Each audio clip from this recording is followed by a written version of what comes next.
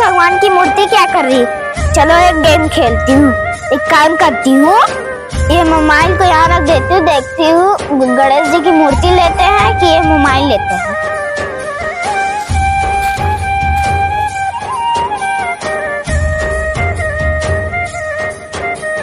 Mobile kick रखा है, मूर्ति क्या करूँगा? चलो मोबाइल ले लेता हूँ।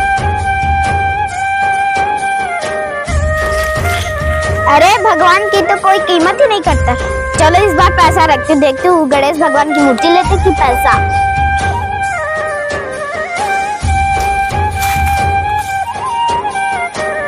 अरे इस रास्ते में तो मूर्ति है, पैसा भी है, मिट्टी का मूर्ति है।